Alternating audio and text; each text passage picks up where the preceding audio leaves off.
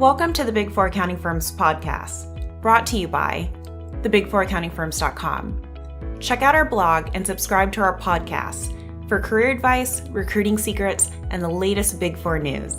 Hope you enjoy the show. In today's podcast, we're going to cover a recent article that came out about how to get a job at PwC. And that article came out on cnbc.com. And this article was about how to get an entry-level job at PwC and what PwC expects from their candidates. We'll go over what the article spoke about, and we'll also have some analysis to help add additional color to the Big Four hiring process. The article started off by saying that PwC will hire 4,000 to 5,000 interns this year, but it doesn't necessarily say where those interns will be located, whether or not they'll be in the US or whether that's global. The article then dives into what the application process is like at PwC and highlights how the application process can be an arduous journey for many candidates. And they specifically cover the 5-step journey in the application process in some countries for PwC, like the UK. And the first step of this 5-step process is a numerical reasoning test, which is also referred to as an aptitude test. Then there's a video interview where you respond to pre-screening questions. And after that, candidates attend a full-day event at an assessment center in a PwC office, where you conduct group activities, take exams, and conduct additional interviews. And from there, if you're selected, you conduct 2 one-on-one interviews with the manager and a PwC partner. And the final step of the process is an official offer from PwC. And that is a process in many places in Europe, especially in the UK. But this process obviously differs depending on where you apply. The more prestigious the school you apply from, the easier the process will be for you. However, the less well-known your school is, the harder the process will be for you. Another key point for getting a job at PwC is to meet PwC's standards for being a PwC professional, according to this CNBC article.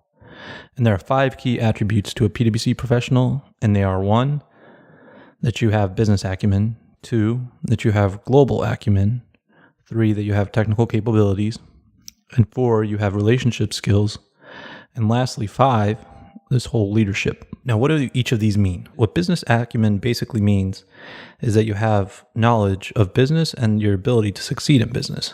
This also includes your knowledge of the industry you are interested in. Now, obviously, when you're just a candidate, it would be hard to understand whether you know a lot about your industry, for example, financial services. So they'll assess this in other measures. Second is global acumen.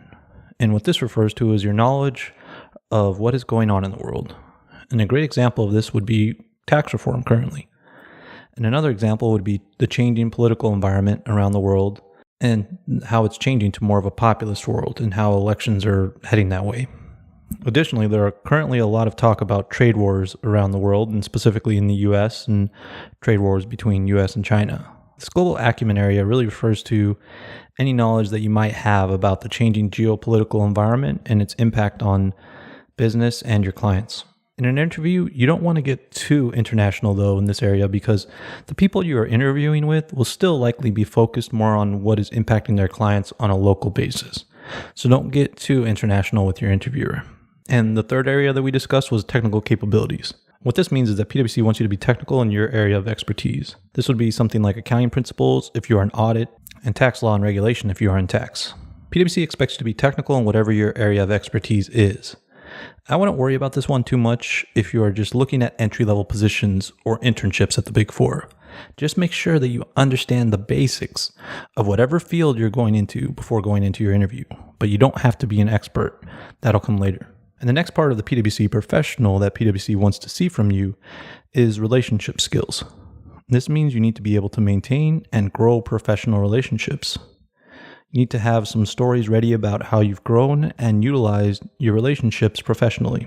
Think of times you've used your network or your parents' network to advance yourself in a professional manner. You can also speak about clubs that you've joined while in school or outside of school. We cover some of the other areas that you can speak about as well in our interview book and our interview course. So make sure to check out the show notes for those resources. Now, the last area of the PwC professional is whole leadership. And this is sort of the catch-all area for PwC. And it includes the ability to lead others in the way that a Big Four accounting firm expects. This means leading by whatever that Big Four accounting firm values at that point in time. If that is leading by showing you know how to balance work and life, then that is what you need to show what you're capable of doing. Most people are going to see this as just being a leader. they're going to read too much into it. So don't worry about it too much. So in order to fulfill this requirement, be ready to show confidence in your communication and your willingness to lead others. And once you get the Big Four job, you'll need to show that you can be a leader in your group and an ability to delegate effectively to those beneath you. Other than understanding PwC's expectations of a PwC professional, the CNBC article goes on to speak about how PwC wants their candidates to be digitally fit. And PwC has been speaking about this a lot recently. PwC says that they expect their candidates to know about the latest technologies. And some of the technologies they speak about are technologies regarding data analysis and visualization, such as Tableau and Alteryx. Now, Tableau is data visualization, and Alteryx is data analysis and data manipulation. It is no longer good enough to know only Excel. You need to learn about these alternative technologies to impress the Big Four. And I suggest that you find out more about these tools on each of the company's websites and watch YouTube videos about them. And when you learn about these technologies, write down some key points about some interesting technologies before going into a Big Four interview. Because it matters a lot in this current environment that you know more than just the basic technologies like Excel and Outlook and things like that. What's good about PwC is that they tell you the technologies that they care about. And we will most likely do in-depth posts about each of these technologies on our website, big4accountingfirms.com, and on our Patreon page where we have our premium content. So make sure to check out links to both of those in the show notes. So, in conclusion, PwC has described what they want from an ideal candidate in this post at CNBC. If you're interviewing with PwC, you should have a good understanding of what is needed based on this article. You know that you'll have to go through a tough application process, most likely. You will have to go through a tough interview, and that PwC also expects their candidates to be well-rounded in 5 key areas that we've spoken about in this podcast. And they also expect you to be digitally fit. So you now know what you need to get a job at PwC. But to learn more about each of these areas, make sure to check out all of the resources in the show notes to this podcast. Thanks for listening. If you need help and guidance through your Big Four recruiting process, make sure to check out our links to our books and courses in the show notes below.